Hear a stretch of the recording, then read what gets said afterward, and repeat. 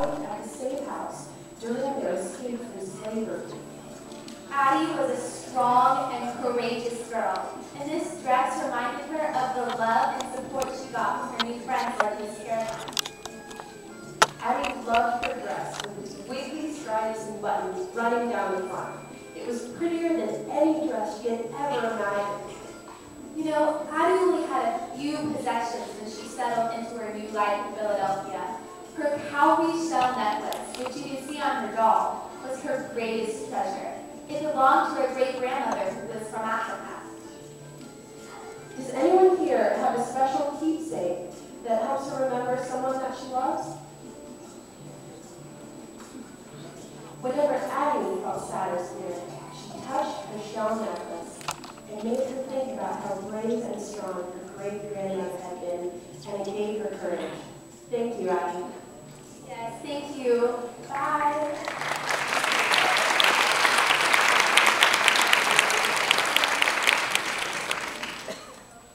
Our next two models are dressed as American girl Rebecca Rubin. Rebecca was the child of Russian immigrants, and when she was growing up in New York City, she often felt caught between old world traditions and the way things were done in America. For example, Rebecca's family thought that a 9-year-old girl was too young to see a movie, and this was very frustrating for Rebecca because she wanted to be an actress. Even though her family did not want Rebecca to be an actress, they still let her dress with dramatic flair. New York City was the center of the fashion industry in 1914, so having fashionable clothing was important, even to hardworking families like Rebecca's. 1914 was an exciting time for fashion. Styles were changing, especially for girls. Instead of dressing like Little Women in layers of petticoats and in tight corsets, girls were starting to wear more practical fashions, designed especially for active children. Rebecca could move easily because the waist of her dress was nice and wide, just like the waist on her winter coat. Rebecca's winter coat was comfy and cozy. It was made of faux fur and was exactly what Rebecca needed when New York City turned chilly. Rebecca's hat was velveteen with a wide brim. When she wanted to change, she could update it with a new ribbon. In the summertime, however, Rebecca wore a straw hat. Did you know that in Rebecca's time, a lady, even a young lady, always wore a hat when she went out? It was considered the proper thing to do, even in warm weather. Hats off to both of our Rebecca models for doing such a wonderful job. Thank you, girls.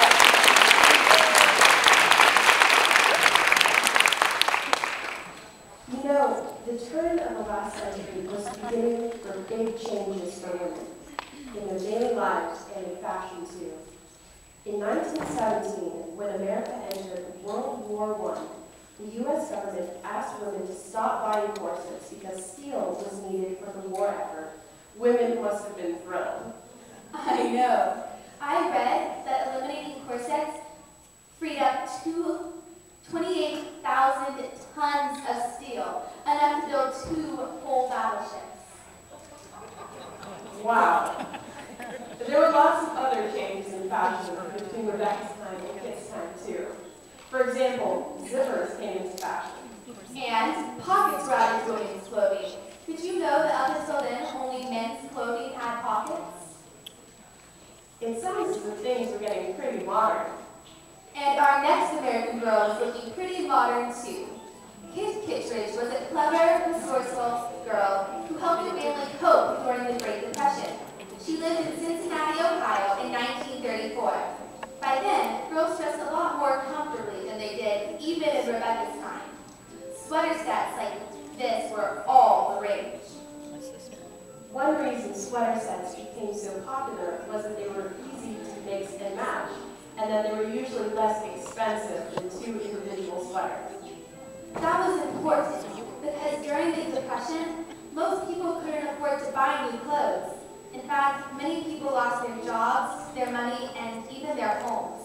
So it's not surprising that they never threw away worn-out clothes or even scraps of fabric. Instead, they found creative ways to reuse them. back then about doing more with less. Use it up, wear it out, make it do, or do without. That sounds like recycling. So it's a good saying even for today. Let's all say it together. Repeat after me. Use it up. Use it up. Wear it out. Wear it out. Make it do. Make it do. Or do without. Or do without. Good job, everyone. Here comes Kid's closest friend, Ruthie Snippet.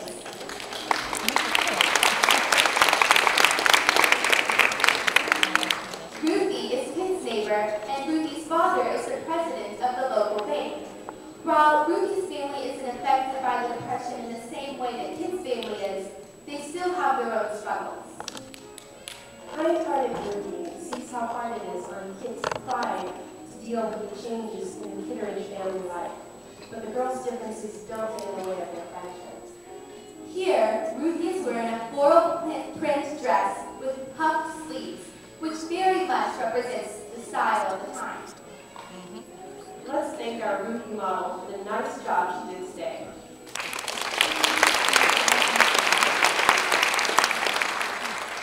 The Great Depression didn't end until about 10 years later, when America entered World War II, and that's when Molly McIntyre's story takes place, in 1944. Most people had jobs by then, but they still needed to make do with less because so many things were needed for the war effort. In the 1940s, the war changed a lot of things for people, even fashion. For soldiers' uniforms, the American government needed 164 million shirts, 164 million coats, 229 million pairs of pants. That took a lot of fabric. And since fabric couldn't be wasted on civilian clothes, there were no more frilly ruffles or poofy skirts. Instead, Americans invented new, simple styles of clothing to help with the war effort. Like this. Here, Molly is wearing sporty separates, skirts and sweaters that girls can mix and match to make many different outfits.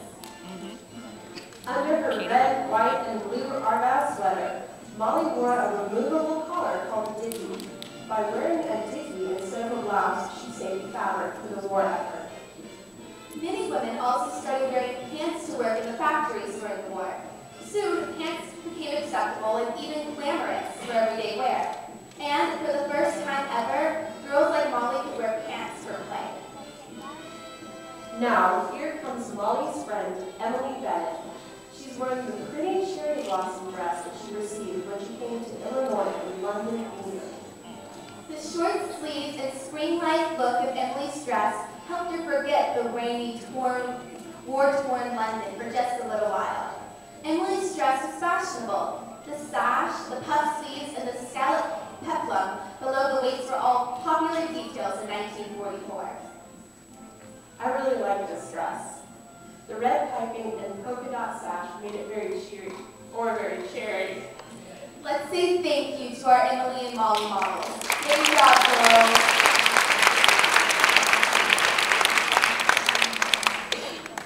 Here comes Julie Albright. Julie is a fun-loving girl growing up in San Francisco during the 1970s. She's full of energy and new ideas. She faces big changes in her life and creates a few of her own. And boy, had styles changed from Molly's time to Julie's. By the 70s, almost every girl wore a pair of blue jeans, and they came in all kinds of styles. Julie's favorite pair were the two-tone bell-bottoms, and she wears them here with an embroidered peasant blouse and multicolored turtleneck. Julie also liked to do crafts. She decorated her braided belt with blue, green, and orange pony beads. And this is Julie's best friend, Ivy Lane. Ivy was sad when Julie moved from her old neighborhood to an apartment across town. But Ivy learned that a little distance can't come between good friends. Right now, Ivy is dressed for a busy day with Julie, wearing a cowl neck top and teal pants. One day, when Ivy came to visit Julie in her new neighborhood, the two friends spent time collecting signatures for a petition Julie was working on. Julie loved to play basketball, and when she found out that her new school didn't have a girls' team, she asked people to sign a petition saying that she should be able to play on the boys' team. It was hard work. You know, sometimes we don't think twice about all the opportunities that girls have these days. But 40 years ago, many schools didn't have girls' sports teams. That began to change in 1972 when a law was passed stating that any school receiving money from federal government could not discriminate on the basis of gender. The law was called Title IX, and it meant that what the boys got, the girls got too, both in the classroom and on the playing field. In 1970, before Title IX was passed, 294,000 girls played on high school sports teams. Today, that number is up to around 3 million. How many girls today like to play sports? Raise your hands. That's terrific. In fact, I think we deserve a high five for the progress we've made, don't you? Here, let's show how it's done. Now, we invite you to high-five someone at the table. Let's hear from the girls, past and present. Let's go, girls. Lisa. Great job, everyone, and thank you, Donald. Really go, girl. That's cute. Julie and Ivy were dressed in a funky, casual style, weren't they? It's fun to experiment with different looks. I really enjoy dressing up for fancy occasions, like especially family gatherings or a big event. Well, I can think of one really big event that's happening this year. It's the American Girl's 25th birthday. Wow, that is a special occasion. I know. Let's sing happy birthday. But first, I'd like to see if there's anyone in our audience who's having a birthday. Is anyone here having a birthday today? How about a birthday this week? Month? Okay, everybody, we're going to sing happy birthday to celebrate the birthday of our American girl and of all of the birthdays in our audience. Are you ready? And a 1 and a 2. Happy birthday to you. Happy birthday to you. Happy birthday, dear American girl. Happy birthday to you. And many more. It's also Messenger's 20th birthday. Now, let's take a look at what some of the American girls wore for special occasions. And what dresses you might like to wear on special occasions too. Here is Josefina in her very best dress, which she wore at Christmas or Navidad. She sewed this dress all by herself from beautiful striped yellow cloth that Tia Dolores brought her from Mexico City. Does anyone here know how to sew their own clothes? I bet you use a sewing machine, don't you? Well, Josefina didn't. She sewed every tiny stitch by hand as she sat by the evening fire. In Josefina's time, girls learned to sew when they were just 5 or 6 years old. And as they grew older, Josefina and her sisters learned how to embroider designs using a special stitch called cloca. Their embroidery was so beautiful, it was said they could paint with the yarn. They were artists. And look at Addie in her bright tartan plaid dress. This dress was a wonderful Christmas surprise for Mrs. Ford, who owned the dress shop where Addie's mother worked as a seamstress. Thanks to her mother, Addie dressed like a a fashionable beautiful city dress. girl, right down to She's the cute. crinoline she wore to make her skirt look full. What's a crinoline? It's a petticoat made very stiff with horsehair or metal hoops. It looks a lot like a bird cage. But if you wore something like that, how could you even sit down? It wasn't easy, but girls managed. It could be hard to walk through doorways without getting stuck, and crinolines were difficult to control in a high wind. I'm glad I don't wear a crinoline. It will be a disaster. So we're Kit needed a dress for Christmas too. But in 1934, Christmas came during a time that was very difficult for her family. That Christmas, the Kittredges didn't have money to buy fancy presents as they had in the past. They were more concerned about just paying their bills. Kit's best friend Ruthie knew that Kit didn't have money to buy a new dress.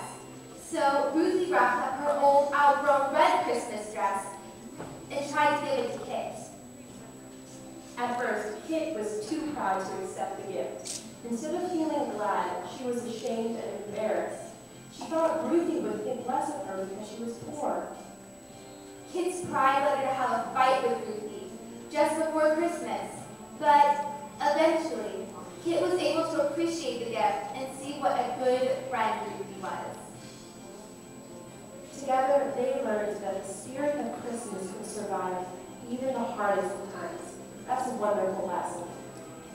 And look, here comes Molly. When she celebrated Christmas Eve by going to church with her family, Molly wore this evergreen dress. This dress lifted Molly's spirits. She liked it because it was so elegant with its lace trim and row of tiny buttons. For a little while, the dress took Molly's mind off of how much she missed her father, who was overseas providing medical care for the soldiers. Molly really missed him. During World War II, almost every American family felt the sadness of missing a relative or a friend who was away serving in the armed forces. This was especially hard during the holidays. While Molly's father was gone, Molly and her family had to celebrate Christmas without him. But do you remember what Molly's favorite Christmas present was? It wasn't something you can wrap in a box. It was something much better. It was an unexpected radio message from her father. Let's listen to Dr. McIntyre right now. Merry Christmas! We're broadcasting from the USO Christmas party in England, and we have some servicemen here with messages from the folks back home. Here's an eager fellow. What's your name, Captain? I'm Captain James McIntyre. I'd like to say Merry Christmas to all the Merry McIntyres. Jill, Ricky, Molly, Brad, and my wife Ella. I miss you all very much, and I hope you have a wonderful Christmas full of happy surprises. That was Molly's father with a special holiday message from overseas. Hearing her dad's voice after so long had to really warm Molly's heart. Now we're moving ahead from the 1940s through the 50s, the 60s, 70s, 80s, and 90s, all the way to today. Hold on, everyone. Girls today still love getting dressed up. Just look at our next models in their merry and bright dresses. They look so beautiful. I wonder where they could be going. I bet they're going to a fancy holiday party. Wherever they're going, this deep red dress with flouncy ruffles and short lacy sleeves is sure to make any girl feel special.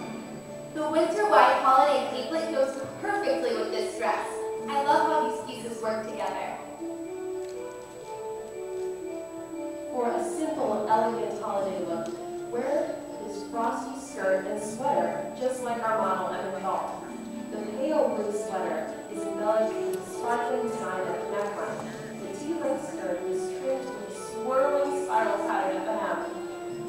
This skirt and sweater set will make any girl sparkle on important occasions.